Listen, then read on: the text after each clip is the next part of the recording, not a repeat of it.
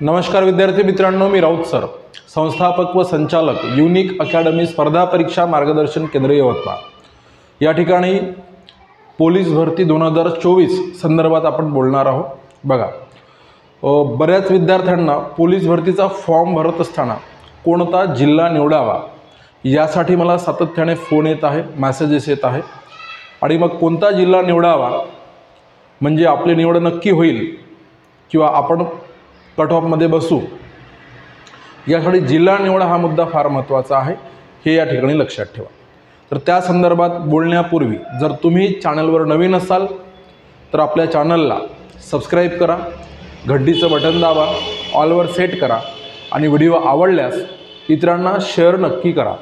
आणि मित्रांनो, सध्याच झालेल्या शिक्षक भरतीमध्ये आपण आपल्या क्लासमधून 500+ विद्यार्थी 500-600+ विद्यार्थी शिक्षक भरतीमध्ये लागलेले आहे। तर तसाच भरभरून रिझल्ट आपल्याला द्यायचा आहे आणि त्यासाठी आपण काय केलेलं आहे तर पोलीस भरतीची बॅच आपण सुरू करत आहोत। लक्षात घ्या, पोलीस भरतीची बॅच, त्याच्यामध्ये तुम्हाला लाईव्ह प्लस रेकॉर्डेड असं दोन्ही मिळेल, रेग्युलर लाईव्ह आणि रेकॉर्डेड असं मिळेल आणि सर्व विषय मिळेल। बघा, त्याच्यामध्ये तुम्हाला लाईव्ह प्लस रेकॉर्डेड आणि सर किती विषय मिळेल, जेवढे आपल्या पोलीस भरतीला आहे ते पोलीस भरतीला असलेले सर्वच्या सर्व विषय त्या ठिकाणी तुम्हाला मिळेल। तर ह्या सर्व विषयामध्ये सर कोणकोणते विषय, तर लक्षात घ्या, त्याच्यामध्ये एक विषय मिळेल मराठी व्याकरण संपूर्ण, अंकगणित व बुद्धिमत्ता चाचणी हे संपूर्ण आणि संपूर्ण सामान्य ज्ञान, हे सर्व विषय फक्त तुम्हाला इथे 999 रुपयामध्ये मिळेल। हे सगळे विषय, ह्या सगळ्या विषयांचा अभ्यासक्रम लाईव्हच्या स्वरूपात, आणि तुम्हाला जर समजा लाईव्ह अटेंड करणे झाले नाही तर काय म्हणून सांगा, रेकॉर्डेड स्वरूपात तोच शिकवलेला पाठ तुम्हाला अवेलेबल राहील। तर असा 12,000 रुपयाचा संपूर्ण कोर्स आपण फक्त 999 रुपयाला, म्हणजे गोरगरीब खेड्यापाड्यातील ज्यांचा ॲडजस्ट होत नाही, त्यांना आर्थिक प्रॉब्लेम आहे, अशा सर्वांना तो कोर्स विकत घेता यावा यासाठी तो कोर्स फक्त आपण 999 रुपयाला अवेलेबल करून देत आहोत। तर त्याच्यामध्ये आपण जर बघतो म्हटलं, एखाद्याला विशिष्ट विषयाचा जर घ्यायचा असेल तर मराठी व्याकरण व शब्दसंपत्ती हा कोर्स आपला 3,000 रुपयाचा कोर्स, ऑफलाईन 3,000 रुपयाचा, ऑनलाईनमध्ये फक्त आपण 299 रुपयाला देतो आहे। आणि त्याच्यानंतर संपूर्ण अंकगणिताचा 3,000 रुपयाचा ऑफलाईनचा कोर्स आपण फक्त 299 रुपयाला देतो आहे। नंतर संपूर्ण बुद्धिमत्ता चाचणी 3,000 रुपयाचा कोर्स 299 रुपयाला आपण त्या ठिकाणी देतो आहे आणि संपूर्ण सामान्य ज्ञानचा कोर्स 3,000 रुपयाचा 299 रुपयाला देतो आहे।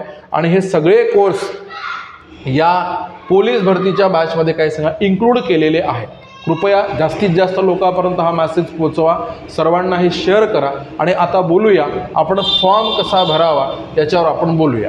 तर आता सर्वप्रथम आपण शासनाचं अभिनंदन करूया। शासनाने एक महत्त्वपूर्ण निर्णय घेतला आहे आणि सर्व विद्यार्थ्यांना परत संधी देण्यासाठी इथे काय म्हणून सांगा पोलीस भरती काढलेली आहे, म्हणून आपण शासनाचं अभिनंदन करू। आणि आतापर्यंत जे विद्यार्थी प्रोसेसमध्ये आहे त्यांचं सुद्धा एकदा अभिनंदन, त्यांना सुद्धा या संधीचं सोनं करता येईल। आणि संधीचं सोनं करत असताना आपण योग्य हातातून मार्गदर्शन घेणे हा मुद्दा फार महत्त्वाचा आहे। त्याच्यामुळे मित्रांनो, जसं आपलं महाराष्ट्रात प्रथम क्रमांकाचं आपण शिक्षक भरतीमध्ये यश मिळवलं, 600 पेक्षा जास्त विद्यार्थी आपल्या अकॅडमीचे लागलेले आहे, तर त्याच पद्धतीचं एकदम काय म्हणून सांगा घवघवीत यश आपल्याला पोलीस भरतीमध्ये सुद्धा मिळवायचं आहे। म्हणून त्यासाठी आपण काय म्हणू ही बॅच फाउंड केलेली आहे। म्हणून कृपया स्वतः सुद्धा बॅच खरेदी करा आणि इतरांना सुद्धा ती बॅच काय म्हणून सांगा खरेदी करायला सांगा। चला आता बघूया, इकडे ही जी यादी आहे आणि कागदोपत्री ज्या बाबी आहेत त्या तुमच्याकडे सर्व असतीलच, म्हणजे जे काही फाईल्स आहे, GR आहे आणि काय म्हणून सांगा जाहिरात आहे, हे तुमच्याकडे असतील। ते नसेल तर आपल्या आपल्या काय म्हणून सांगा टेलिग्राम चॅनलला आहे, मी टाकलेला आहे आपल्या या व्हिडिओच्या डिस्क्रिप्शन बॉक्समध्ये, ते एक टेलिग्राम चॅनलची लिंक आहे, तर तिथे जाऊन तुम्ही ते बघू शकता। आता फॉर्म कसा भरावा हा आपला काय म्हणून सांगा आजचा महत्त्वाचा मुद्दा आहे। तुमची निवड होण्यासाठी तुम्ही फॉर्म कुठे भरला पाहिजे, आणि कधी कधी मग जास्त गुण असूनही आपल्याच कास्टमध्ये दुसऱ्या जिल्ह्यामध्ये कट ऑफ कमी जातो आणि तेव्हा आपल्याला काय म्हणून सांगा अडचण येते, आपली काय सांगा नाराजी होऊन जाते, तर मेहनतीला आपल्या काय म्हणून सांगा मेहनत फळाच येत नाही एकदम क्षुल्लक चुकीमुळे। म्हणून त्याच्यामुळे मी तुम्हाला सांगतो नेमका आपण फॉर्म कुठे भरावा, तर त्याच्याबद्दल आपण बोलूया। तर चला आता बोलत असताना सर्वप्रथम मी तुम्हाला सांगतो, एक लक्षात घ्या। बघा, इथे आपण बोलत असताना एक महत्त्वाचा पॉईंट पाहूया। हां, तर थोडंसं लक्ष द्या।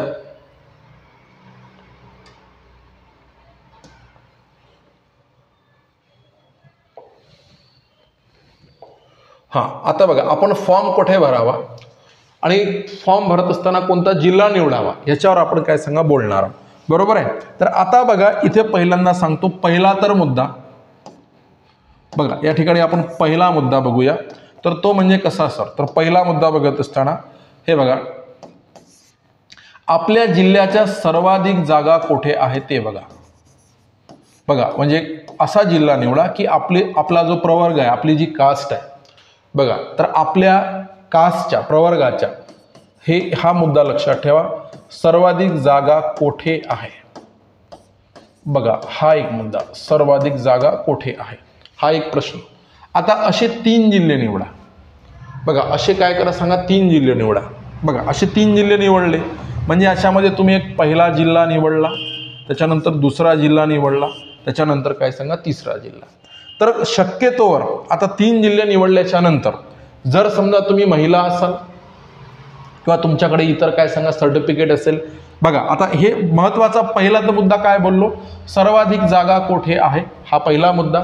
आणि तसे तुम्ही काय सांगा 3 जिल्हे, आणि तशा 3 जिल्ह्यामध्ये आता तुम्ही आता ज्या जिल्ह्याला प्राधान्य देणार आहे तर त्या जिल्ह्यामध्ये म्हणजे तुमच्या म्हणजे काय म्हणून सांगा, तुम्ही भूकंपग्रस्त आहे, प्रकल्पग्रस्त आहे, तुम्ही धरणग्रस्त आहे, तुम्ही नक्सलेट एरियामध्ये आहे किंवा इतर कोणतं तुमच्याकडे काय सांगा सर्टिफिकेट आहे, EWSचं सर्टिफिकेट आहे किंवा तुम्ही खेळाडू आहे, तुम्ही माजी सैनिक आहे, समजून घ्या व्यवस्थित.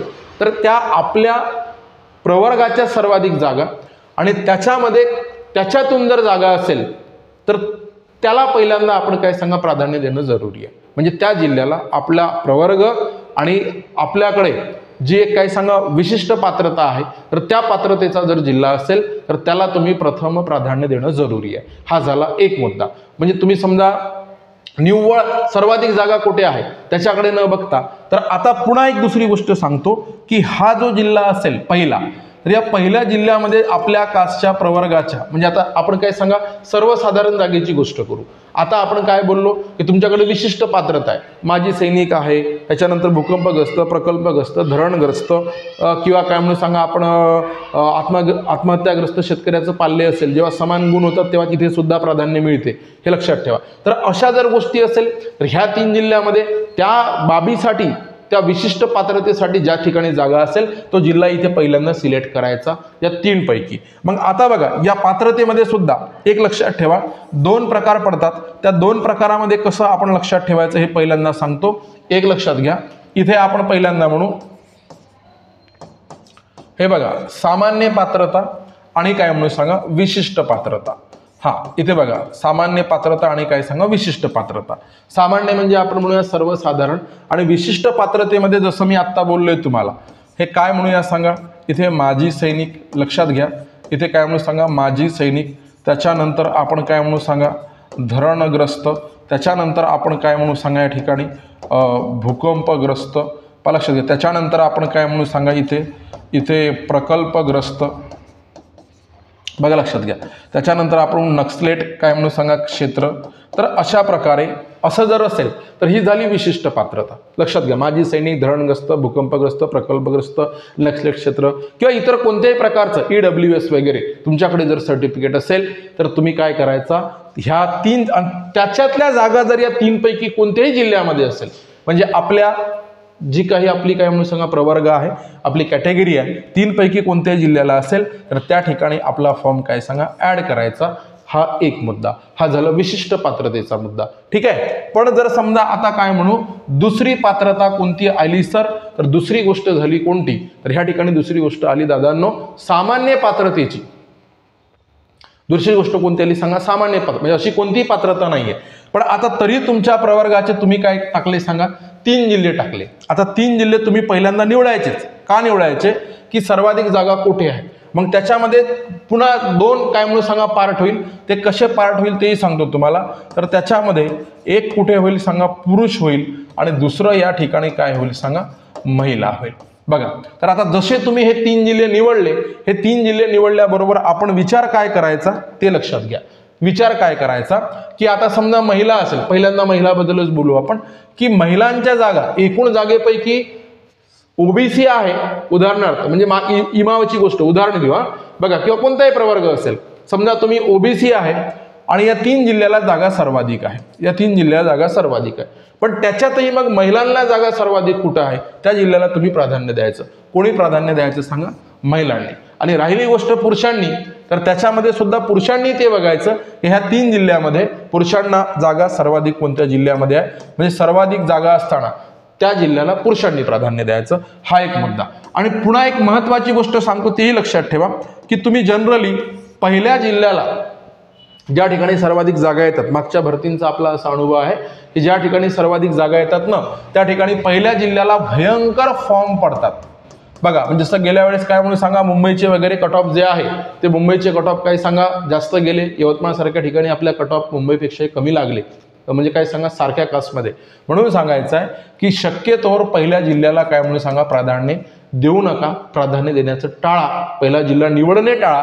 तर तुम्ही तुमच्या कास्टमध्ये सर्वाधिक जिथे जागा आहे त्याच्यापैकी दुसरा जिल्हा आणि काय म्हणून सांगा तिसरा जिल्हा ह्यांची निवड केल्यास तुम्हाला संधी पुन्हा मिळेल। कारण पहिल्या जिल्ह्यात जेवढ्या जागा सर्वाधिक असेल तर तेवढी त्या ठिकाणी काय म्हणून सांगा स्पर्धा सुद्धा भयंकर असेल, जेवढ्या जागा सर्वाधिक आहे तेवढी स्पर्धा सुद्धा भयंकर आहे। म्हणून या ठिकाणी काय करायचं, आपण दुसऱ्या आणि तिसऱ्या जिल्ह्याला प्राधान्य द्यायचं। आणि मग तिसरी गोष्ट पुन्हा तुमच्या सोयीने जिल्हा, आपल्या शेजारचा जिल्हा, जवळचा जिल्हा, मग आता याच्यामध्ये आपण पहिल्यांदा काय म्हणू, मग शेजारचा जिल्हा असेल, जवळचा जिल्हा असेल त्यालाही प्राधान्य देण्याचा आपण या ठिकाणी प्रयत्न करूया। मग आता बघा आपण जिल्हा निवडत असताना आता काय बघणार, सर्वाधिक जागा कुठे आहे, त्याच्यानंतर काय म्हणून सांगा हे 2 गोष्टी होईल, एक काय म्हणून सांगा सामान्य पात्रता आणि दुसरी काय म्हणून सांगा विशिष्ट पात्रता। यानुसार तुम्ही जिल्हा ठेवायचं। आणि सामान्य पात्रतेमध्ये काय होईल सांगा सर, तर इथे काय होईल सांगा महिला होईल, त्याच्यानंतर काय होईल सांगा पुरुष होईल, महिला होईल पुरुष होईल। मग जिथे महिलांसाठी जागा जास्त आहे तिथे महिलांनी काय म्हणून सांगा फॉर्म भरायचं, पुरुषांसाठी असेल पुरुषांनी फॉर्म त्या ठिकाणी भरायचं। आणि त्याच्यानंतर पुन्हा एक गोष्ट सांगतो की कॅटेगरी व्यतिरिक्त ओपनला ज्या ठिकाणी जागा जास्त असेल, म्हणजे कॅटेगरीलाही जागा जास्त आहे आणि ओपनलाही जागा जास्त आहे, तर तो जिल्हा निवडण्यास पुन्हा तुम्हाला सांगतो हरकत नाही, हे लक्षात ठेवा। मग आता बघा तोही जिल्हा आपण निवडू शकतो। याच्यानंतर महिलांसाठी म्हणजे विशिष्ट एरियात आपण काम करू शकतो का, म्हणजे विशिष्ट काय म्हणून सांगा क्षेत्रात आपण काम करू शकतो का, त्याही गोष्टी महिलांनी लक्षात घेऊनच जिल्हा निवडावा, हा एक महत्त्वाचा मुद्दा। आणि त्याच्यानंतर परत एवढं सर्व झाल्याच्या नंतर बघा मग जागा इथे काय सांगा विशिष्ट लोकांनी तोच जिल्हा निवडावा जिथे विशिष्ट पात्रतेच्या जागा दिलेल्या आहे। सामान्य लोकांनी महिलांच्या जागा जास्त असेल तर तो जिल्हा महिलांनी निवडावा, पुरुषांच्या जागा जास्त असेल तो जिल्हा पुरुषांनी निवडावा। आणि दुसरी गोष्ट तुम्ही तुमच्या सर्वाधिक जागा कुठे हे बघत असताना पहिला जिल्हा निवडू नये, त्याच्यानंतरचा मुद्दा जनरली तुम्ही कोणते जिल्हे निवडावे, तर दुसरा आणि काय सांगा तिसरा जिल्हा निवडावा। आणि भौगोलिक दृष्टिकोनातून आपल्यापासून जे अंतराचं वगैरे म्हणजे किती अंतर आहे, तो एरिया कसा आहे, ह्याच्यानुसार तुम्ही काय सांगा निवडू शकता। तर अशा प्रकारे तुम्हाला सांगितलं की ह्या पद्धतीने जिल्हा निवड करत असताना बाकीच्यांना विचारायची गरज नाही, सरळ सरळ काय करायची, तुम्ही तुमच्याकडे जी यादी असेल ती अशा प्रकारे काय सांगा यादी घ्यायची। लक्षात घ्या काय सांगतो, अशा प्रकारे या ठिकाणी काय म्हणून सांगा यादी घ्यायची। आणि इथे यादी जशी आपण घेऊ तर यादीमध्ये आपण शोधायचं कोणत्या आपल्या जिल्ह्यांना सर्वाधिक जागा आहे। पहिला जिल्हा शक्यतो सोडून द्यायचा, दुसऱ्या तिसऱ्या जिल्ह्यामध्ये फॉर्म भरायचा, महिला असेल तर त्या दुसऱ्या तिसऱ्या जिल्ह्यामध्ये कुठे महिलांना जागा जास्त आहे ते बघायचं। तुम्ही विशिष्ट प्रवर्ग असेल तर त्या पहिल्या दुसऱ्या तिसऱ्या जिल्ह्यामध्ये विशिष्ट प्रवर्गाला जागा कुठे जास्त आहे तो जिल्हा निवडायचा। आणि भौगोलिक दृष्टिकोनातून सुद्धा आपल्याला कोणता जिल्हा कम्फर्ट राहतो त्या सुद्धा गोष्टी बघायच्या आणि मगच फॉर्म भरायचा। आणि फॉर्म भरत असताना मी तुम्हाला सांगतो की फॉर्म भरत असताना कट ऑफ कुठे मागच्या वेळेसच्या कट ऑफचा आपण काय सांगा अंदाज घ्यायचा, कुठे कट ऑफ जास्त गेला होता कुठे कमी गेला होता, त्याच्यावरूनच सांगतो की ज्या ठिकाणी जागा जास्त होत्या त्या ठिकाणी कट ऑफही खूप जास्त गेला होता। पहिल्या जिल्ह्यामध्ये सगळे पोरं काय करतात तुटून पडतात, म्हणून काय म्हणून सांगा दुसरा तिसरा जिल्ह्यांची जी जागा आहे ज्या जागा आहे त्याच्यावर आपण फोकस करणं जरुरी असते। मित्रांनो काही जर समजा अडचणी आल्या फॉर्म भरताना किंवा कोणाला समजा पर्सनल जर समजा माहिती जर पाहिजे असेल तर हा माझा खाली इथे नंबर आहे, हे बघा खाली नंबर दिला आहे तुम्हाला 9657779495, हा जो नंबर आहे त्याच्यावर तुम्ही फोन करा। आणि परत एकदा महत्त्वाची गोष्ट म्हणजे आपल्याला एकदम उत्कृष्ट असा रिझल्ट घ्यायचा आहे, त्यासाठी आपण एक बंपर ऑफर सुरू केलेली आहे। 12,000 रुपयाचा कोर्स फक्त 999 रुपयामध्ये। त्याच्यामध्ये आपण काय करत आहोत तर तुमच्या पोलीस भरतीचे काय म्हणून सांगा संपूर्ण जे काही विषय आहे त्या विषयाचं अध्यापन आपलं काय म्हणून सांगा या ठिकाणी होणार आहे। तर त्याच्यामध्ये आपण काय काय म्हणू, तर तुम्हाला मिळणारे जे विषय आहे तर ते काय म्हणून सांगा, मराठी व्याकरण, अंकगणित बुद्धिमत्ता चाचणी आणि संपूर्ण सामान्य ज्ञान हे रेकॉर्डेड आणि लाईव्ह या दोन्ही स्वरूपात मिळणार आहे मित्रांनो।